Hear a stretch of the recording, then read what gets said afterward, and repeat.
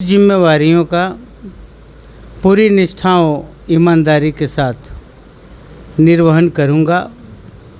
हमारी ये कोशिश रहेगी कि बिहार जो विकास की ओर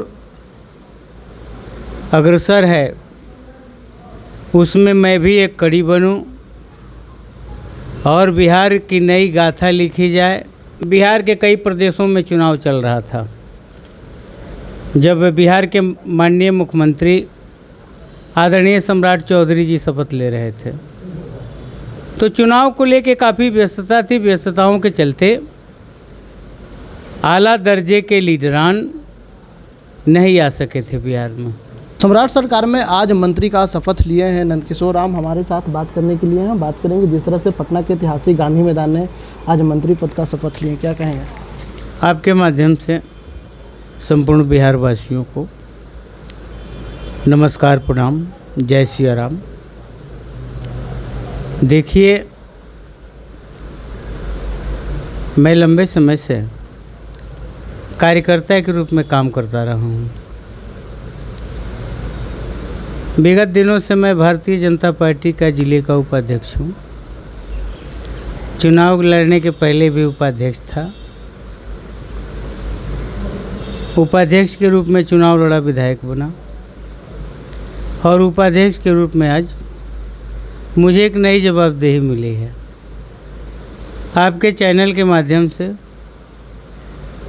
संपूर्ण बिहार वासियों को भरोसा दिलाना चाहते हैं कि जो जिम्मेवारी हमें मिली है उस जिम्मेवारियों का पूरी निष्ठा और ईमानदारी के साथ निर्वहन करूंगा। हमारी ये कोशिश रहेगी कि बिहार जो विकास की ओर अग्रसर है उसमें मैं भी एक कड़ी बनूं और बिहार की नई गाथा लिखी जाए इस सरकार के द्वारा। और मैं पूरी कोशिश करूंगा कि मुझे जो जवाबदेही मिली उसको धरातल पर उतारूँ और बिहार का चौतरफा विकास के लिए सतत प्रयत्नशील रहूँगा। मंत्री जी, सवाल ये है कि प्रधानमंत्री नरेंद्र मोदी जब मुख्यमंत्री शपथ ले रहे थे तो उस समय नहीं पहुंचे और तीन ही को जो शपथ लिए, दोनों डिप्टी सीएम और एक सम्राट चौधरी जो मुख्यमंत्री हैं। क्या हुआ कि मंत्रिमंडल के विस्तार में जो है प्रधानमंत्री नरेंद्र मोदी आते हैं, गृह मंत्री अमित शाह आते हैं, उसके बाद रक्षा मंत्री पहुँचते हैं। देखिए, बिहार के कई प्रदेशों में चुनाव चल रहा था। जब बिहार के माननीय मुख्यमंत्री आदरणीय सम्राट चौधरी जी शपथ ले रहे थे तो चुनाव को लेके काफ़ी व्यस्तता थी। व्यस्तताओं के चलते आला दर्जे के लीडरान नहीं आ सके थे बिहार में। लेकिन आज जब विस्तार हुआ है तो आपने देखा है भारत के यशस्वी प्रधानमंत्री आदरणीय नरेंद्र मोदी जी, भारत के यशस्वी गृह मंत्री भाई अमित शाह जी, भारत के रक्षा मंत्री राजनाथ सिंह जी के अलावा भारतीय जनता पार्टी के पूर्व राष्ट्रीय अध्यक्ष आदरणीय जेपी नड्डा जी तथा वर्तमान राष्ट्रीय अध्यक्ष आदरणीय नितिन नवीन जी का आगमन हुआ था। तो उन बातों का बहुत मतलब नहीं है हमारे समझ से। मेरे समझ से चुनाव की व्यस्तता के वजह से प्रधानमंत्री जी और उनकी टीम के लोग नहीं आ सके थे।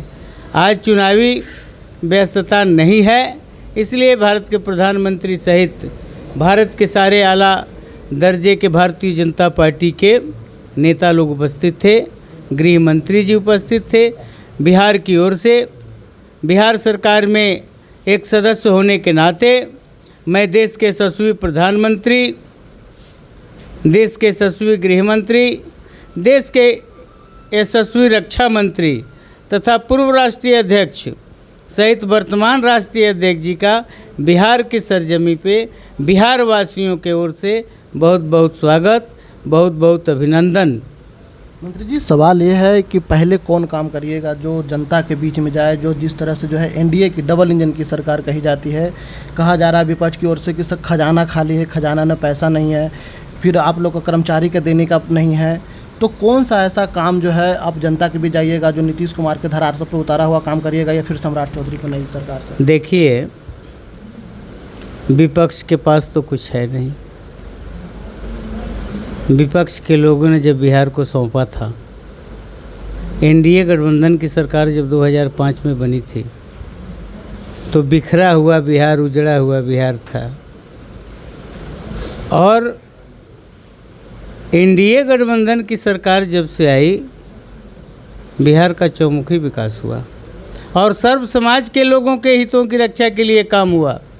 चाहे आदिवासी, उरांव, चमार, दुसाध, धोबी, मुसहर, पासी, कोयरी, कांवर, रोनियार, कलवार, नुनिया, बिंद, मलाह, कुर्मी, कमकर, हिर, गणरिया, राजपूत, मियार, ब्राह्मण, क्षत्रिय, मुसलमान, सिख, ईसाई, बौद्ध, पारसी, हर समाज के लोगों के हितों की रक्षा के लिए काम किया।